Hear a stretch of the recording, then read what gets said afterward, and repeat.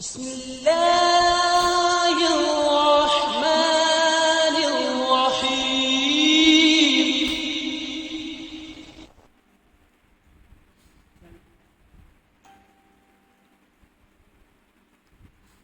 بسم الله نحمده ونصلي على رسوله الكريم أما بعد فأعوذ بالله من الشيطان الرجيم بسم الله الرحمن الرحيم الصلاة والسلام عليك يا رسول الله وعلى آلك وأصحابك يا حبيب الله.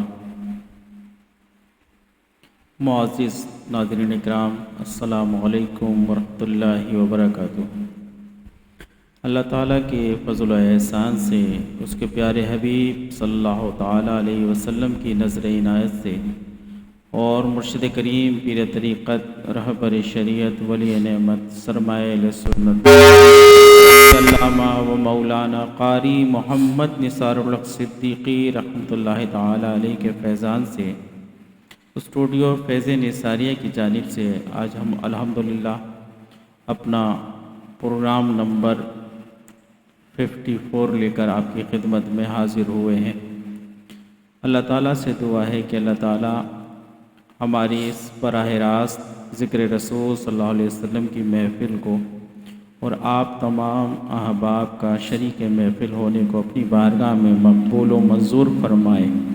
اور ہمیں زیادہ سے زیادہ دین متین کی خدمت کرنے کی اور اپنے مرشد کریم کے احکامات پر عمل کرنے کی توفیق و سعادت عطا فرمائے.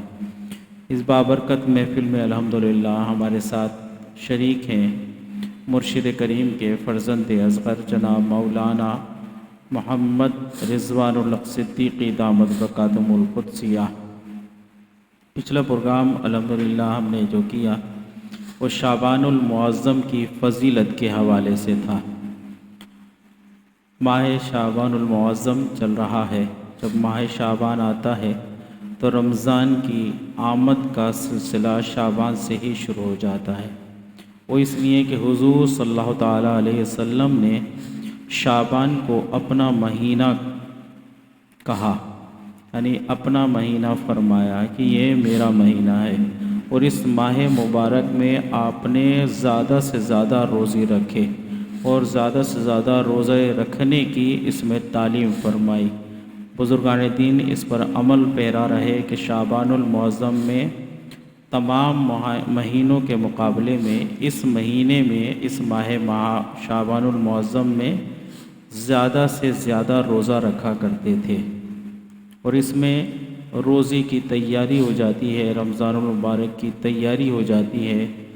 آدمی رمضان المبارک آنے سے پہلے ہی اپنی صحت اور اپنی نفاست اور اپنی نفس کو اس قابل کر لیتا ہے کہ وہ ماہ رمضان المبارک کے روزے بڑی ہی خوبی کے ساتھ رکھ سکے. تو ہمیں یہ ماہ شعبان المعظم اللہ تعالیٰ نے عطا فرمایا. ہمیں بھی چاہیے کہ ہم اس ماہ مبارک میں روزے رکھ کر رمضان المبارک کے لیے اپنے آپ کو تیار کر لیں. اب اس بابرکت محفل کا آغاز قرآن مجید فرقان حمید سے ہوا جاتا ہے، اور اس ماہ مبارک میں ایک بہت ہی مبارک اور متبرک ہستی جن کے ہم مقلد ہیں، میری مراد امام اعظم ابو حنیفہ رضی اللہ تعالی عنہ سے ہے کہ ہم حنفی ہیں اور امام اعظم ابو حنیفہ کے مقلد ہیں. اس میں اس ماہ مبارک میں ان کی ولادت بھی ہے اور ان کا وصال بھی ہے. تو ہم کوشش کریں گے کہ شان امام اعظم ابو حنیفہ رضی اللہ تعالی عنہ بھی آپ کے سامنے بیان کریں. اللہ تعالی ہمیں ان بزرگوں سے زیادہ فیض حاصل کرنے کی توفیق عطا فرمائے. اب اس بابرکت محفل کا آغاز قرآن مجید فرقان حمید سے ہوا جاتا ہے. میں ملتمس ہوں صاحبزادہ محمد رضوان الحق صدیقی دامت برکاتہم القدسیہ کی خدمت میں کہ وہ قرآن مجید فرقان حمید کی آیا ہے مبارکہ تلاوت فرما کر ہمارے قلوب کو منور فرمائیں. أعوذ بالله من الشيطان الرجيم. بسم الله الرحمن الرحيم.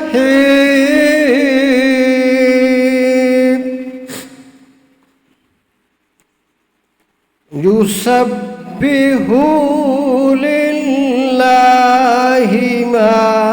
في السماوات وما في الأرض. يسبح لله ما في السماوات وما في الأرض. الملك القدوس العزيز. ما شاء الله. الملك القدوس العزيز الحكيم. الملك القدوس العزيز الحكيم. هو الذي بعث في الأميين رسولا منهم يتلو عليهم آياته. هو الذي بعث في الأميين رسولا منهم يتلو عليهم آياته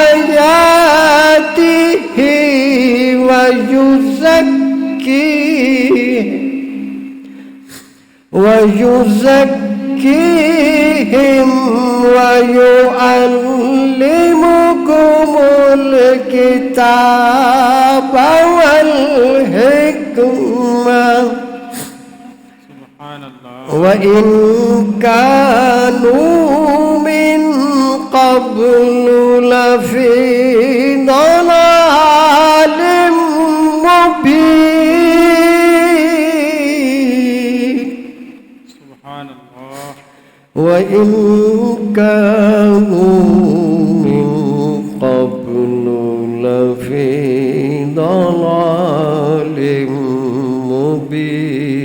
مبين. سبحان الله. وآخرين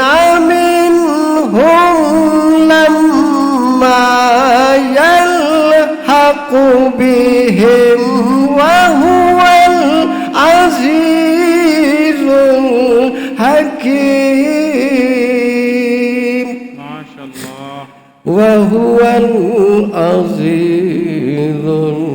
الحكيم.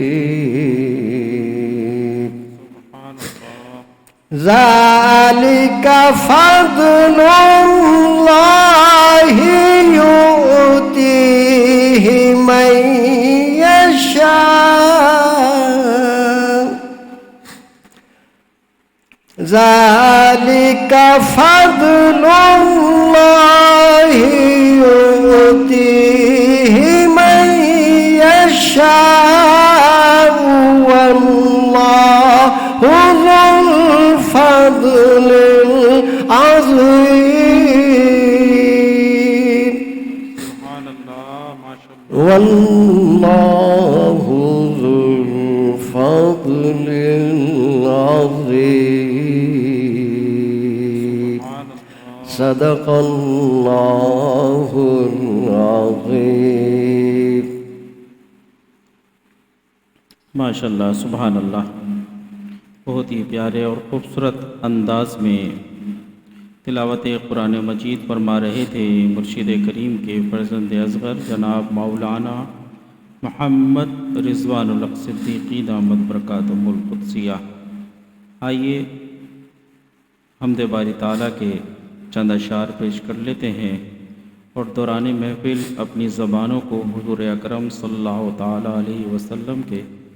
درود پاک سے معطر رکھتے رہیں اور کوشش کریں کہ آپ اس محفل کو شیئر فرمائیں تاکہ اور افراد تک بھی اس محفل کا پیغام پہنچ سکے اور آپ کے اس کوشش سے اور افراد بھی اس مبارک محفل میں شریک ہو سکیں۔ پڑھیے لا الہ الا اللہ، لا الہ الا اللہ، لا الہ الا اللہ، لا الہ الا اللہ،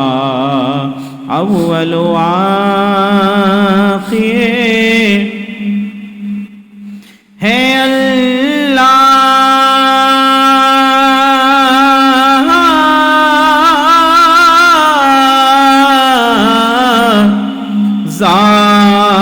ظاہر و باطن ہے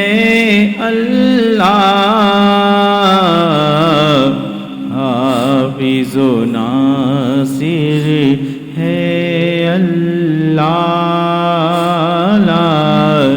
الہ الا اللہ، حق لا الہ الا اللہ، لا الہ الا اللہ، پڑھو پڑھو یہ صدا، لا الہ الا اللہ، لا الہ الا اللہ، حسبی ربی جل اللہ،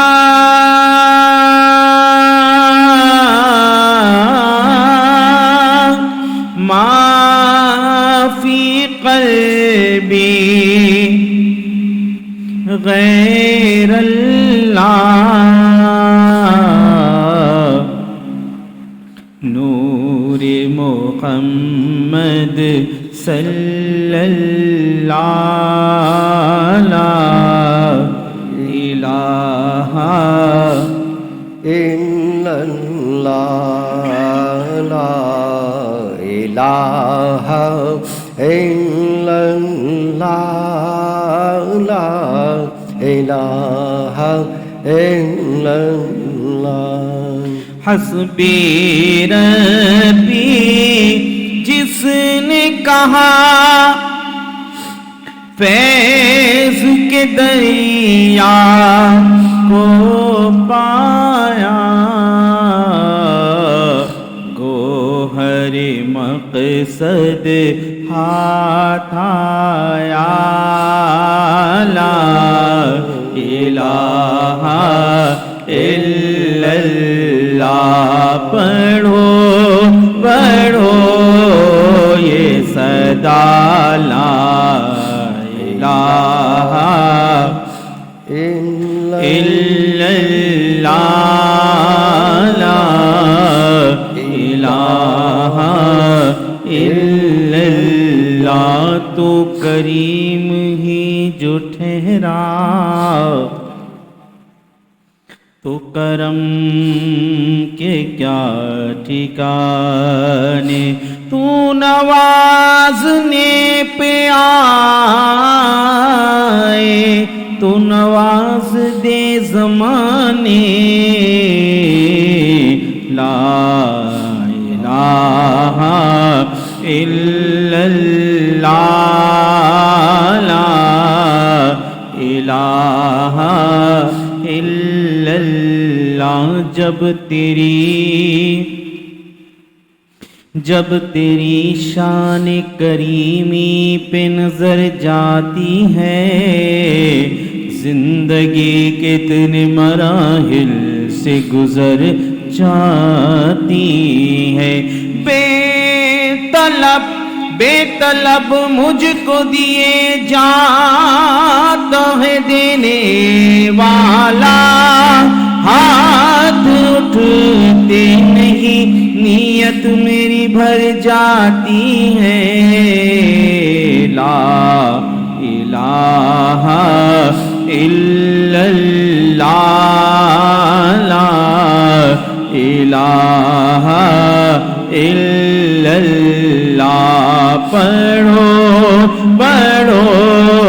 یہ صدا, لا الہ الا اللہ,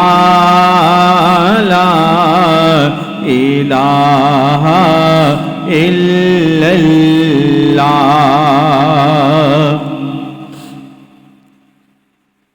عرض غلام فقیر ہے سب داخل جنت ہو ہم سب, ذکر قبول ہو یہ یا رب, لا الہ الا اللہ. پڑھو پڑھو یہ صدا, لا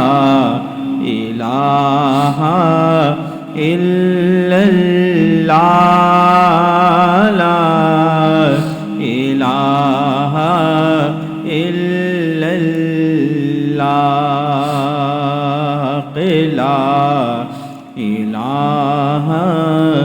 الا اللہ, لا الہ الا اللہ.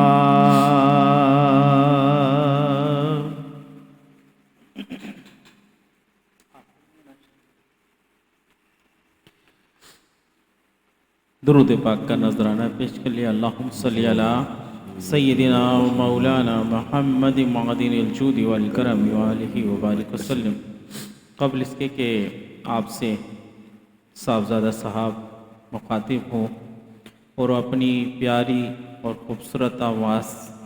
سے آپ کو نعت رسول مقبول صلی اللہ علیہ وسلم سنائیں اور کچھ شان امام اعظم ابو حنیفہ رضی اللہ تعالی عنہ آپ کے سامنے بیان کریں. تو میں امام اعظم ابو حنیفہ رضی اللہ تعالی عنہ کی لکھی ہوئی بہت ہی پیاری نعت جو عربی میں آپ نے تحریر فرمائی ہے وہ پڑھنے کی سعادت حاصل کروں گا. پڑھیے صلی اللہ علیہ یا رسول اللہ وسلم علیک یا حبیب اللہ, صلی اللہ علیہ یا رسول اللہ وسلم علیک یا حبیب اللہ.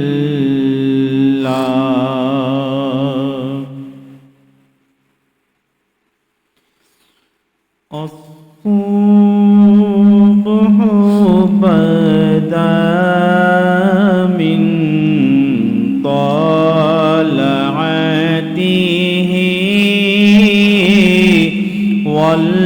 والليل دجى من رفعته الله الله الله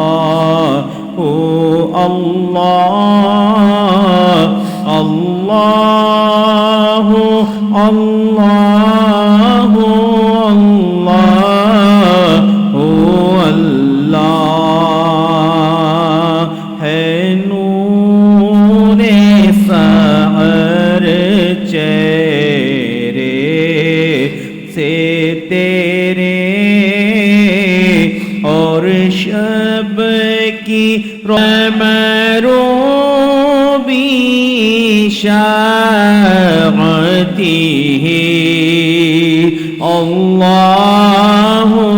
اللہ اللہ اللہ اللہ اللہ اللہ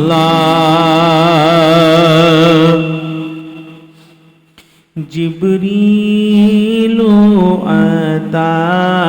لیلۃ اسرا والرب دعا لحضرته اللہ اللہ اللہ اللہ اللہ اللہ اللہ نال شرف والله عفا عما سلف من أمته الله الله الله الله الله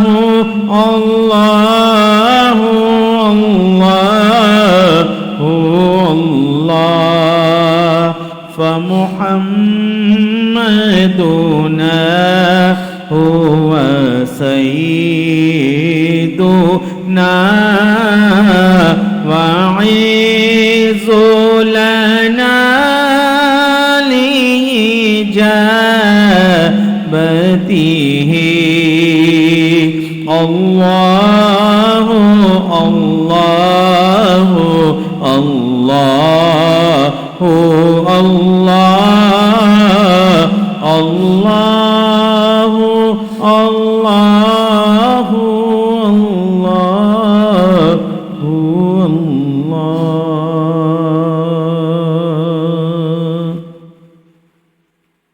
آئیے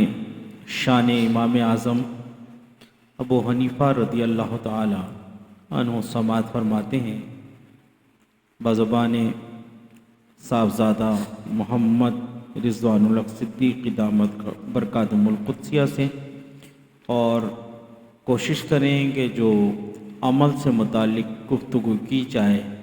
تو مجھے اور آپ کو اللہ تعالیٰ یہ توفیق مرحمت فرمائے،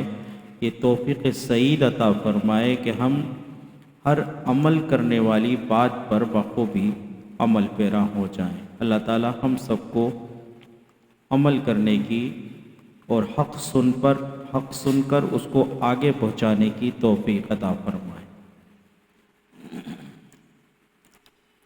الحمدللہ نحمدہ ونستعینہ ونستغفرہ ونؤمن بہ ونتوکل علیہ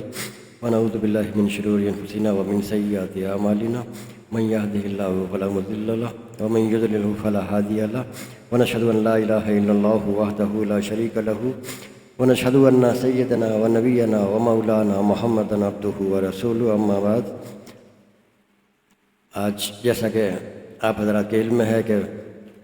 امام اعظم ابو حنیفہ رضی اللہ تعالیٰ عنہ جو ہمارے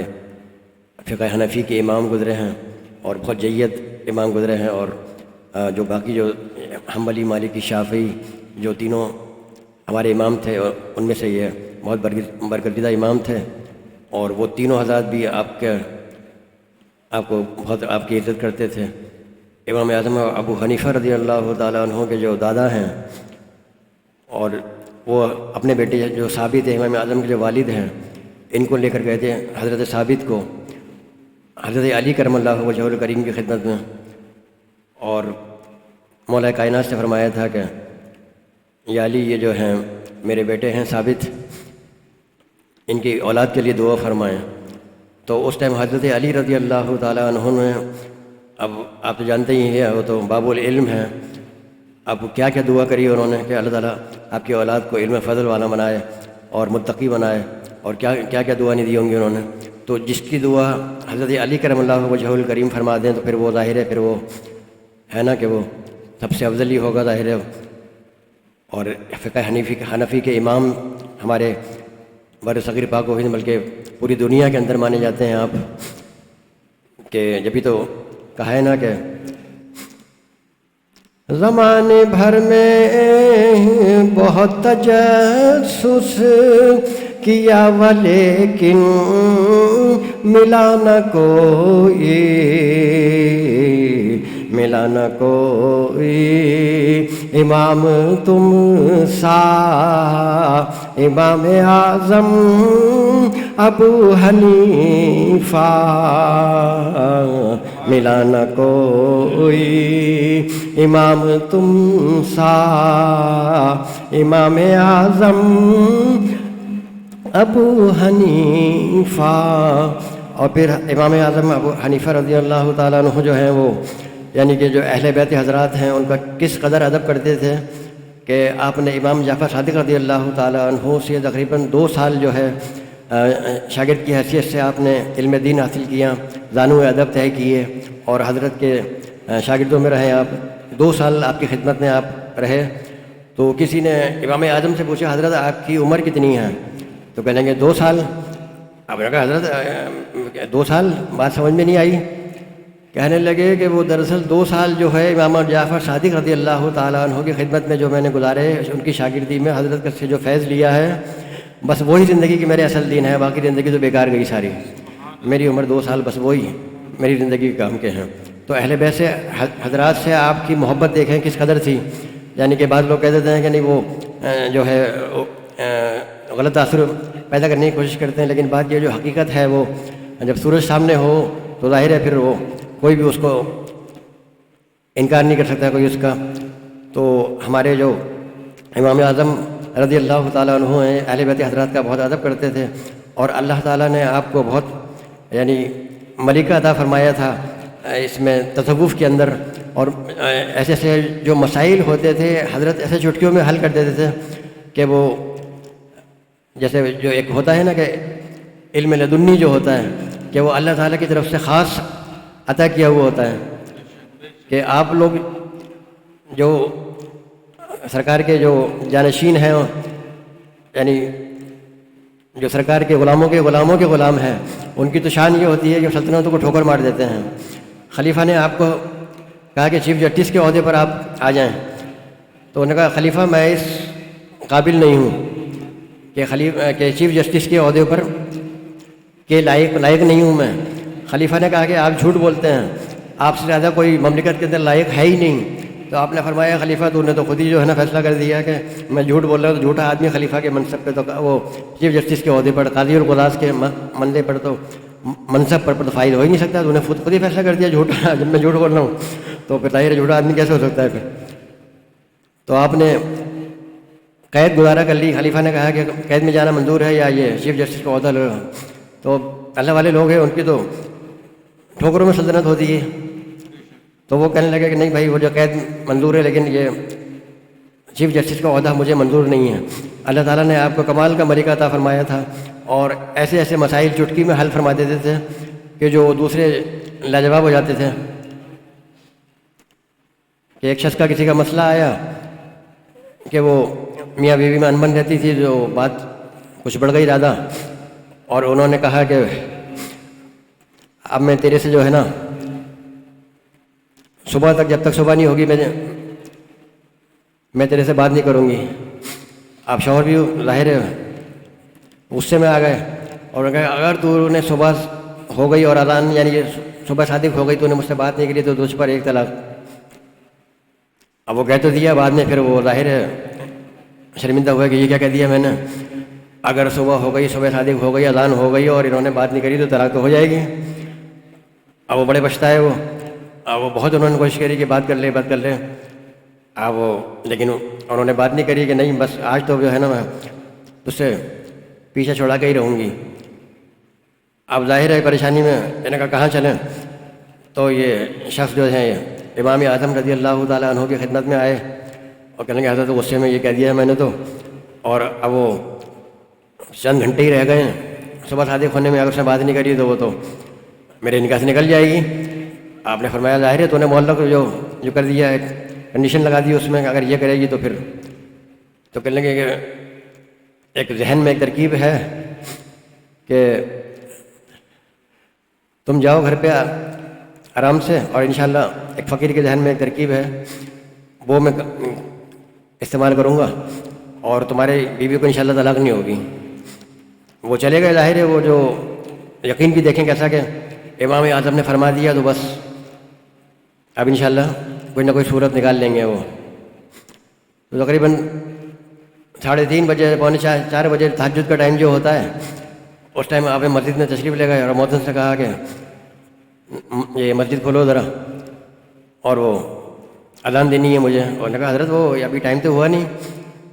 اب نے کہا میں بعد میں سمجھاتا ہوں تمہیں، ذرا مجھے اذان دینے دو۔ حضرت نے اذان دے دی۔ اب وہاں تو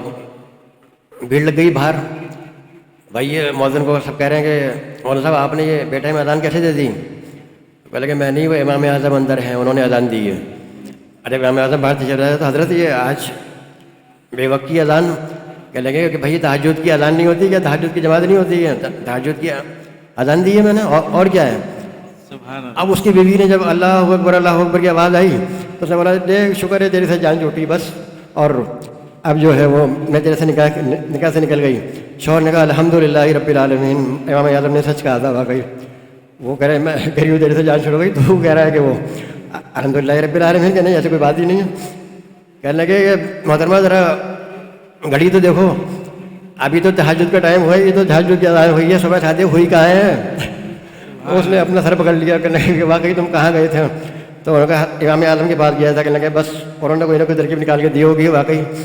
کہ وہ اللہ تعالیٰ نے آپ کو جو فہم و فراست اور جو تصوف کے اندر اور پیچیدہ مسائل کے اوپر آپ جو ہے ایسے آسانی سے سلجھا دیتے تھے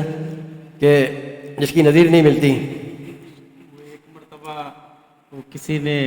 2 شادیاں جو تھیں، 2 سگے بھائیوں کی شادیاں تھیں، اور وہ دلہن ہے، وہ کیا واقعہ ہے ذرا وہ بتائیے۔ ہاں وہ غلطی سے جو ہے وہ ادھر 2 بہنیں تھیں ادھر 2 بھائی تھے، اب وہ دلہنیں بدلی ہو گئیں، جو بھائی تھا چھوٹا والا وہ بڑے والے کے اس میں چلی گئیں، بڑے والے کی چھوٹے والے کے پاس آ گئیں۔ اب وہ تو بڑے پچھتائے، کہا کہ بھائی اب کیا کریں؟ اب وہی ہوا کہ بھائی امام اعظم کے پاس چلتے ہیں اور ان سے کوئی مسئلہ کوئی حل نکالیں حضرت۔ تو آپ نے فرمایا بھائی دونوں کو لے کے آؤ میرے پاس۔ آپ دونوں شوہروں کو لایا گیا اور ان سے کہا کہ بھائی وہ اور رات کو جو شب عروج تم نے جس کے ساتھ گزاری ہے اس کو تم طلاق دے دو۔ اب ظاہر حضرت کا حکم تھا تو وہ دونوں نے طلاق دی پھر، اور پھر بعد میں پھر آپ نے جو حقیقی بیویاں تھیں یعنی جو غلطی ہو گئی تھی وہ کرایا، اور اتنا بڑا مسئلہ جو ہے پھر نکاح کرایا دوبارہ۔ تو اتنا چٹکی بجاتے ہوئے یعنی کہ مسئلہ حل کر دیا وہاں، تو جو ہے نا وہ ان کی سمجھ میں نہیں آ رہا تھا حضرت کیا کریں، اتنی بڑی غلطی فاش غلطی ہو گئی، اب حضرت کیا کریں؟ حضرت نے چٹکی میں مسئلہ حل کر دیا۔ اللہ تعالیٰ نے آپ کو وہ فہم و فراست اور ذہن عطا فرمائی تھی کہ ایک شخص تھا کہ وہ کہنے لگا کہ وہ اگر میں جنتی نہیں ہوں تو بیوی کے چکر میں کوئی بات کہہ دی ہوگی کہ اگر میں جنتی نہیں ہوں تو تجھ پر طلاق۔ اب بعد میں پچھتایا وہ کہ بھئی یہ کیسے کہہ دیا۔ اب جتنے بھی وہ علماء تھے اور دوسرے جو حضرات تھے جو مجتہد تھے سارے ان سب کے پاس مسئلہ لے گیا۔ اس نے کہا بھئی اس بات کی گارنٹی تو کوئی دے ہی نہیں سکتا کہ آپ جنتی ہیں، انہوں نے کیسے کہہ دیا کہ اگر میں جنتی نہیں ہوں تو تجھ پر طلاق، یعنی جنتی ہونے پر اپنے اتنا دعویٰ کیسے کر رہے ہوں؟ تو یہ تو کوئی بھی نہیں کہہ سکتا، یہ تو اللہ کو پتہ ہے کہ دل کی حالت کیا ہے، اور کوئی شخص اپنے متعلق یہ نہیں کہہ سکتا کہ میں جنتی ہوں۔ اب وہ ظاہر ہے کہ جو دوسرے تھے انہوں نے کہا بھائی بڑا مسئلہ ہو گیا اور ہماری سمجھ میں نہیں آ رہا ہے، امام اعظم کی بارگاہ میں چلتے ہیں اور ان سے پوچھ لیتے ہیں۔ اب امام اعظم کی بارگاہ میں آئے تو امام اعظم نے کہا کہ بھائی یہ بتاؤ کہ تم نے کبھی زندگی میں کبھی کوئی ایسا کام کیا ہے کہ اللہ کے خوف سے تم نے کوئی گناہ کا ارادہ کیا اور اسے رک گئے ہو؟ فرمایا حضرت ایک دفعہ موقع ایسا آیا کہ مجھے گناہ کی طاقت بھی تھی، سب کچھ تھی، لیکن اللہ کا خوف میرے دل میں آیا اور میں رک گیا۔ تو فرمایا قرآن کریم میں اللہ فرماتا ہے جو ہمارے کسی گناہ کا ارادہ کرے اور اگر ہمارے خوف سے وہ رک جائے اس سے تو وہ جنتی ہے۔ تو یہ تو اللہ نے گواہی دی ہے۔ امام اعظم نے فرمایا کہ بھائی یہ تو اس شخص نے جو کہا ہے کہ تو وہ جنتی ہے۔ واقعی اگر زندگی میں موقع آیا ہے، ان کی کبھی کوئی گناہ کا موقع ملا اور انہوں نے اللہ کے خوف سے رک گئے، ڈر گئے، اور تو اس اللہ کے خوف کی وجہ سے اللہ تعالیٰ فرما رہا ہے کہ یہ جنتی ہیں، تو ان کی طلاق تو نہیں ہوئی اور یہ صحیح ہے بالکل۔ تو انہوں نے اللہ کا شکر ادا کیا، اور جو دوسرے علماء تھے اور جو مجتہدین حضرات تھے کہنے کہ حضرت آپ کو اللہ تعالیٰ نے کیا فہم فراست عطا فرمائی ہے کہ ہمارا تو اس طرف دھیان گیا ہی نہیں، اور ہم تو یہ کہہ رہے تھے کہ بھئی کوئی شخص قطعی اپنے جنتی ہونے کا دعویٰ کیسے کر سکتا ہے، یہ تو اللہ کو معلوم ہے، دل کا معاملہ ہوتا ہے یہ تو ظاہر ہے کہ وہ، لیکن آپ نے اتنا بڑا مسئلہ اور چٹکیوں پہ لاتے ہوئے حل کر دیا، تو پھر آپ شاگرد کس کے تھے؟ ظاہر ہے امام جعفر صادق رضی اللہ تعالیٰ عنہ کے اہل بیت حضرات جو ہیں شہزادے امام حسین رضی اللہ تعالیٰ عنہ کے شہزادے آپ کے استاد، تو ظاہر ہے آپ نے کیا کیا علم آپ کو نہیں دیا ہوگا۔ اللہ تعالیٰ نے کمال کی ذہانت عطا فرمائی تھی، اور حضرت جو ہے وہ اللہ والے، جیسے میں نے بتایا کہ وہ ظاہر ہے کہ وہ خلیفہ تو بہت کوشش کرتا تھا کہ وہ یہ عہدہ لے لیں، یہ عہدہ لے لیں، تو آپ فرماتے تھے کہ نہیں، مجھے اس کی ضرورت نہیں ہے، اور جو حق بات ہے وہ کہہ دیا کرتے تھے۔ سب سے بڑی بات ہے اللہ والوں کی شان یہ ہوتی ہے کہ وہ جو بادشاہ مملکت ہوتا ہے یا جو بڑا جتنا بھی ہوتا ہے اس کا ڈر، اس سے نہیں ڈرتے، بلکہ اللہ کا جو حکم ہوتا ہے وہ بیان کر دیتے ہیں۔ اب اگر کسی کو برا لگتا ہے تو لگے، لیکن یہ حق بات کہنے میں یہ درک نہیں کرتے۔ اور پھر سب سے بڑی بات یہ ہے کہ جو امام مالک رضی اللہ تعالیٰ عنہ میرے خالے تھے، تو وہ بعد وصال کے آپ کے مزار پر آئے، اور آپ کا طریقہ جو تھا وہ سینے پر ہاتھ باندھتے تھے، آپ نے ناف پر ہاتھ باندھے، جو امام اعظم کا طریقہ تھا اس پر نماز پڑھی۔ تو شاگردوں نے فرمایا حضرت آپ کو مسئلہ تو یہ ہے کہ آپ تو ہاتھ ناف پہ نہیں باندھتے، اور امام اعظم کے مزار پہ آ کے اپنے نماز جو ہے وہ امام اعظم کے مسلک کے مطابق پڑھی ہے۔ تو کہنے لگے کہ دراصل میرا مسلک تو وہی ہے جو تم کہہ رہے ہو میرا، لیکن اتنے بڑے امام کے سامنے اپنا طریقہ اختیار کرتے ہوئے مجھے شرم آتی ہے۔ یعنی وہ بھی دیکھیں کتنا ادب کرتے تھے آپ کا، اور آپ کی فضیلت اور اس کو کتنا یعنی کہ مانتے تھے۔ سبحان اللہ، ماشاء اللہ۔ ایک بات تو ہم نے شروع میں عرض کی کہ ناظرین اکرام کے سامنے کہ شعبان المعظم میں بزرگان دین زیادہ سے زیادہ روزہ رکھا کرتے تھے،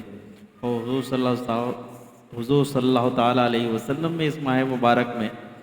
روزہ زیادہ سے زیادہ اور مہینوں کے مقابلے میں رکھا کرتے تھے۔ تو امام اعظم رضی اللہ تعالیٰ عنہ کے بارے میں بھی آتا ہے کہ آپ نے کئی مہینے جو ہے وہ روزے سے گزارے، تو وہ جس طرح آپ نے روزے سے گزارے وہ ایک واقعہ جو سننا چاہتے ہیں ناظرین اکرام کہ مدرسے جب آیا کرتے تھے ٹفن لے کر آیا کرتے تھے، اور اچھا گھر والے سمجھ رہے ہیں کہ وہ جو ہے نا آپ نے کھانا کھا لیا ہے، یعنی اچھا کسی کو پتہ ہی نہیں چلا، شاگرد یہ سمجھ رہے ہیں کہ انہوں نے گھر سے کھا کے آ گئے، وہ جو ٹفن لائے وہ شاگردوں نے کھا لیا،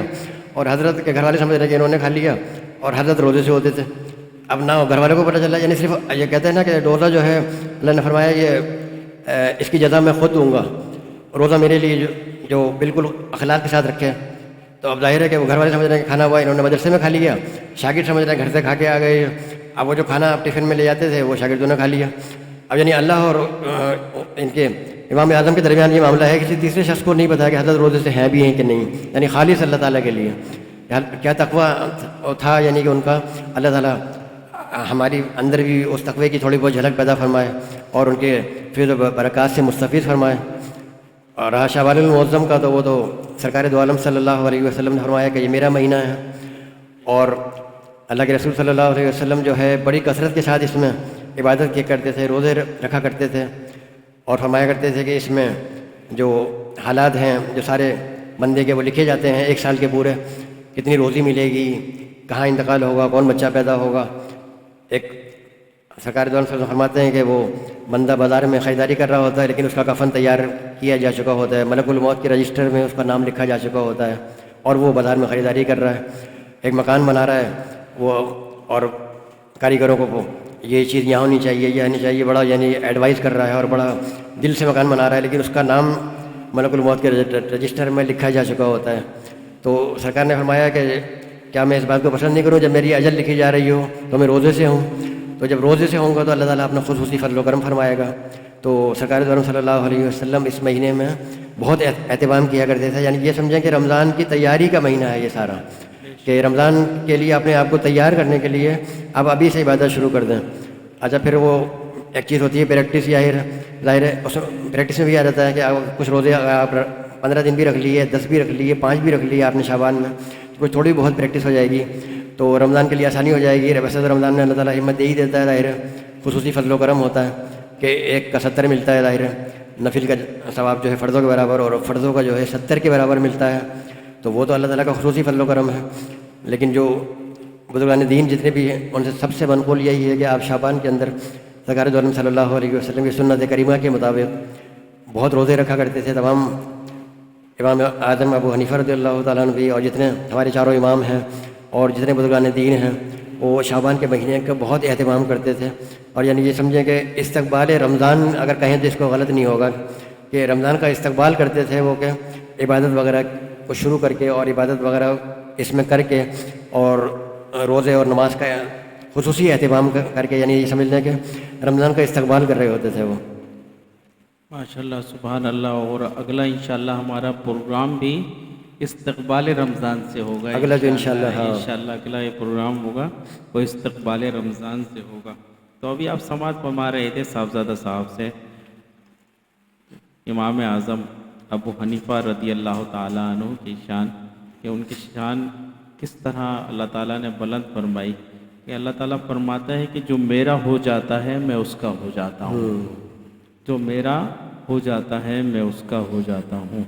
اور یہی نہیں کہ امام اعظم ابو حنیفہ ایک بہت بڑے عالم تھے, فاضل تھے اور ہم ان کے مقلد ہیں, بہت بڑے فقیہ, بہت بڑے فقیہ. اور امام اعظم ابو حنیفہ کے جو شاگرد تھے وہ بھی بہت پائے کے عالم تھے, اخلاص میں اور دوسرے تقوی کے اندر بہت اعلیٰ, بہت زیادہ. تو ظاہر جب استاد ایسا ہو تو شاگرد بھی ایسے ہی ہوا کرتے ہیں کہ بہت ہی معاملات میں امام اعظم ابو حنیفہ رضی اللہ تعالیٰ عنہ کے شاگردوں سے لوگوں نے فیضیابی جھلک نظر آتی ہے ان استاد کی, یعنی کہ جی. اور اس کے ساتھ ساتھ آپ دنیا داری کے لیے تجارت بھی فرمایا کرتے تھے. آپ کپڑے کے کام, کپڑے کا کام تجارت کیا کرتے تھے, تجارت کیا کرتے تھے. یعنی صرف علم دین حاصل کرنا نہیں بلکہ دنیا داری میں بھی آپ نے تجارت کر کر یہ دکھایا ہے کہ تجارت ایسے ہوتی ہے. اللہ تعالی ہمیں ان بزرگان دین سے زیادہ فیض حاصل کرنے کی توفیق و سعادت عطا فرمائے. آپ اپنی میٹھی اور مت بھری آواز میں گلہائے عقیدت پیش فرما کر سامعین کے قلوب کو منور فرمائیں. ان کی آواز الحمدللہ مرشد کریم سے بہت حد تک ملتی ہے. اور انشاءاللہ جب یہ نعت شریف پڑھیں گے تو جنہوں نے ہمارے مرشد کریم سے نعتیں سنی ہیں ان کی آوازوں میں ہمارے چینل پہ بھی اپلوڈ ہیں وہ, تو جب وہ سنیں گے آپ دیکھیں گے کہ ان کی آواز اور مرشد کریم کی آواز بہت حد تک ملتی ہے. اللہ تعالی ہمیں صحیح معنوں میں حضور کی مدح سرائی کرنے کی توفیق عطا فرمائے. اسرار کو اغیار بتائے نہیں جاتے,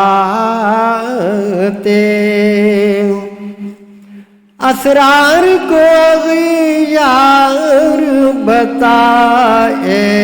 نہیں جاتے, پر یار سے اسرار چھپائے نہیں جاتے, اور بو جہل کو محبوب دکھائے نہیں جاتے, جو میلا کبھی ہوں وہ پڑھائے نہیں جاتے, جو میلا کبھی ہوں وہ پڑھائے نہیں جاتے.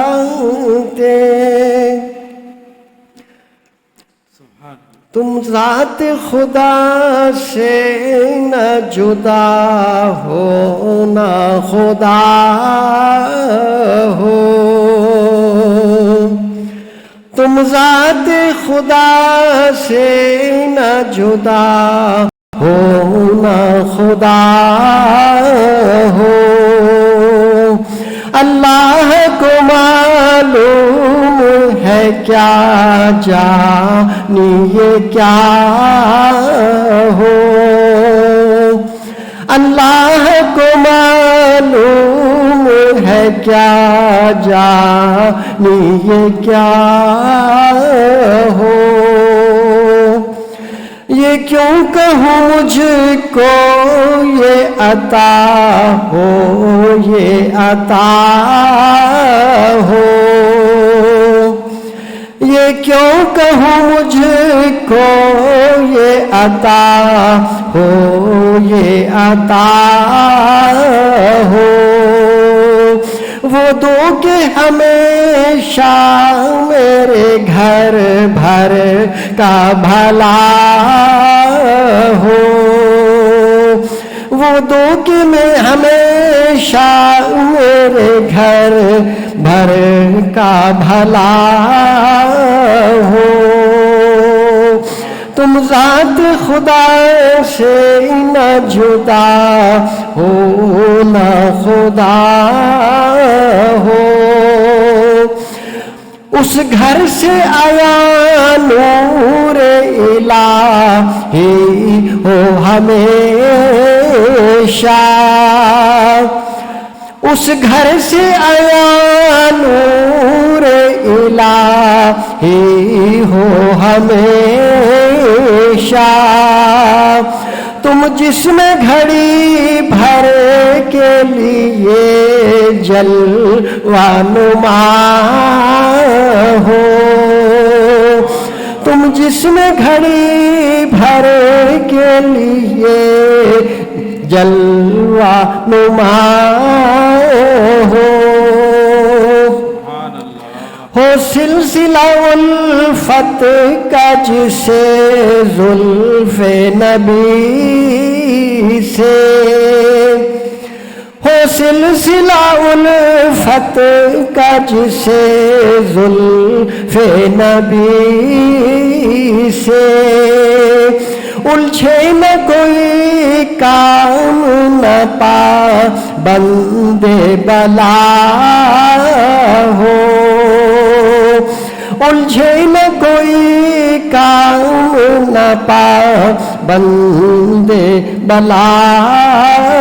ہو، اللہ کا محبوب بنے جو تمہیں چاہے، اللہ کا محبوب بنے جو تمہیں چاہے، اس کا تو بیان ہی نہیں کچھ تم جیسے چاہو، اس کا تو بیان ہی نہیں کچھ تم جیسے چاہو، اس کا تو بیان ہی نہیں تم کچھ جیسے چاہو، مٹی نہ ہو برباد پس مرگ الہی، مٹی نہ ہو برباد پس مرگ الہی، جب خاک اڑے میری مدینے کی ہوا ہو، جب خاک اڑے میری مدینے کی ہوا ہو، منگتا تو ہے منگتا کوئی شاہوں میں دکھا دے، منگتا تمہیں منگتا کوئی شاہوں میں دکھاؤں دے، جس کو میری سرکار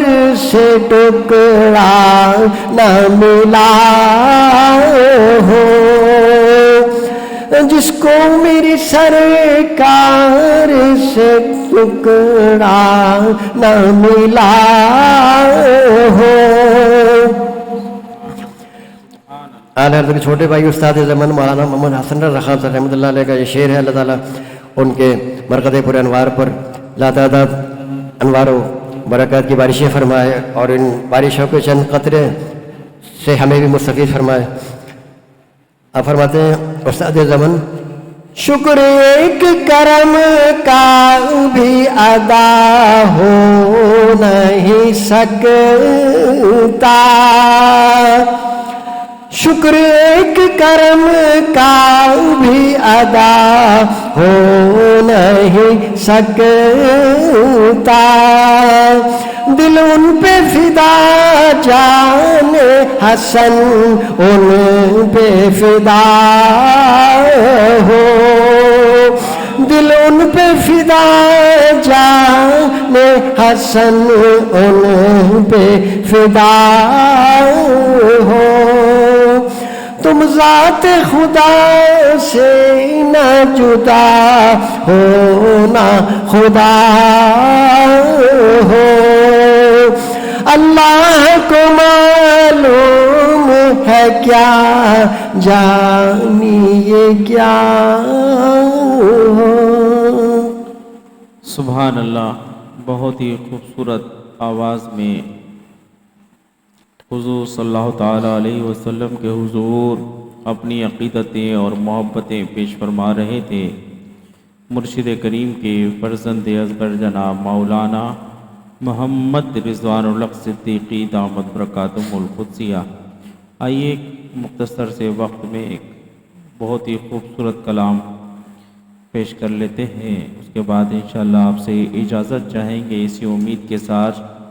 کہ آپ اگلے پروگرام میں بھی ہمارے ساتھ شریک محفل رہیں گے۔ جدھر دیکھو جدھر دیکھو مدینے کا حرم ہو، جدھر دیکھو جدھر دیکھو مدینے کا حرم ہو، کرم ایسا کرم ایسا شہنشاہ امم ہو، جدھر دیکھو کہاں سے کار دولت مانگتا ہو، بس مدینے کا ہمیں مدینے کا تا مجھ کو تو غم ہو، جدھر دیکھو جب آقا آخری وقت آئے میرا، جب آقا آخری وقت آئے میرا، میرا سر ہو میرا سر ہو تیرا باب کرم ہو، میرا سر ہو تیرا باب کرم ہو جدھر دیکھو مدینے کا حرم ہو کرے پرواز روح مجھے قریب یوں کرے پرواز روح مجھے قریب یوں تیرے دربار میں وہ میٹھے دربار میں سر میرا خم ہو ادھر دیکھوں بقیع پاک کہلائے اب تو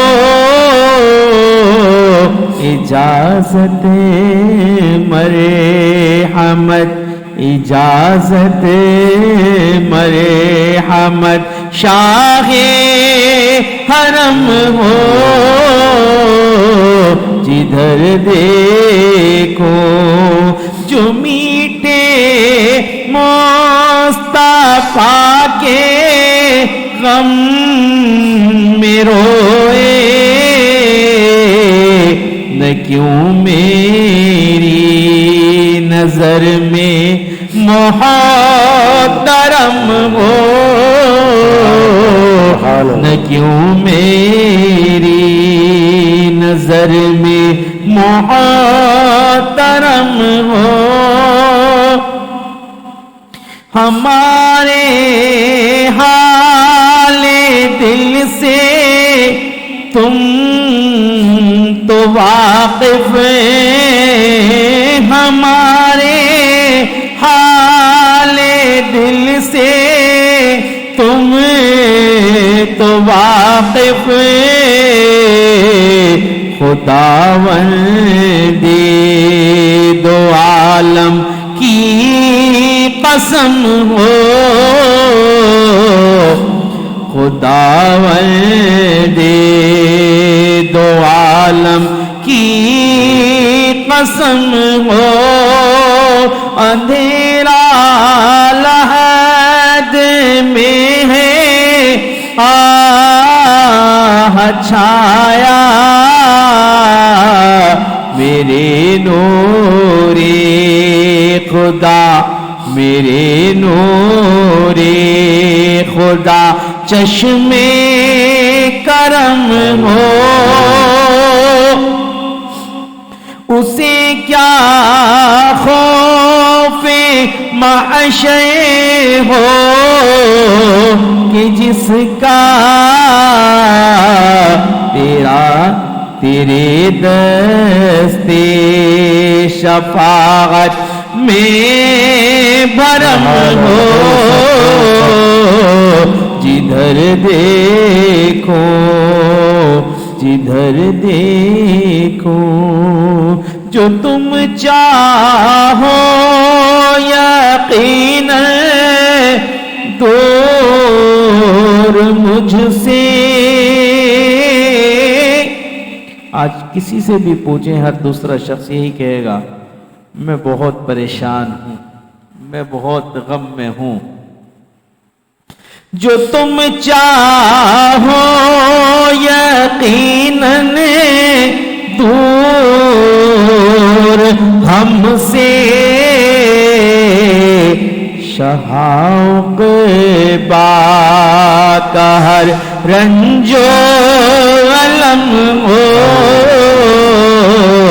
دنیا کا غم کچھ بھی نہیں ہے جو عقبہ کا غم ہے عقبہ کے مقابلے میں دنیا کا غم بہت زیادہ سے زیادہ غم ہوگا تو کیا ہوگا آپ کے پاس مال و دولت نہیں ہوگی آپ کی اولاد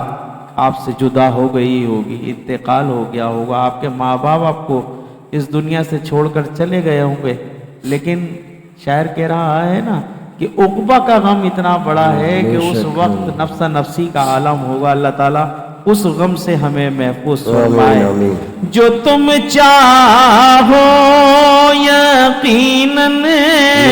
دور ہم سے، شہاق با کا ہر رنج و علم ہو، کرے آنکھوں سے سیلے اشک جاری، عطا ہے جیرے مدینہ، عطا ہے جیرے مدینہ کا وہ غم ہو، دکھا دو سبز گنبد کی بہاریں، آقا دکھا دو سبز گنبد کی بہاریں، ہم سب کو دکھا دو سبز گنبد کی بہاریں، آقا دکھا دو سبز گنبد کی بہاریں، شہتار شاہ ہم سب پر اب یہ کرم ہو، جدھر دیکھو مدینے کا حرم ہو، کرم سا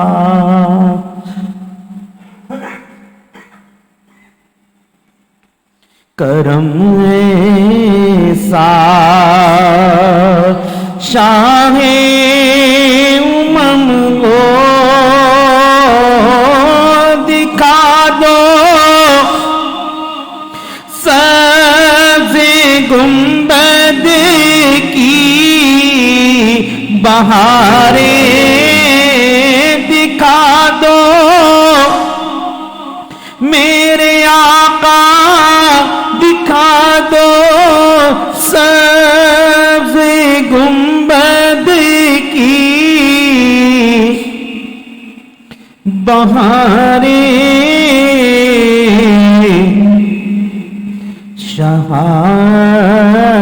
شہتار پر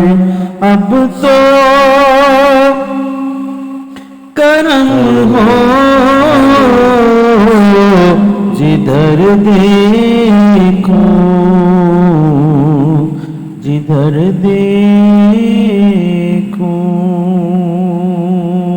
آئیے دعا میں شامل ہو جائیے۔ اسی کے ساتھ ساتھ ہم اجازت چاہیں گے اس امید کے ساتھ کہ آپ اگلے پروگرام میں بھی ہمارے ساتھ شریک محفل رہیں گے۔ اللہ تعالی ہم سب کو دین متین کی زیادہ سے زیادہ خدمت کرنے کی توفیق عطا فرمائے۔ الحمدللہ رب العالمین، والصلاة والسلام علی اشرف الانبیاء والمرسلین وعلی آلہ واصحابہ اجمعین۔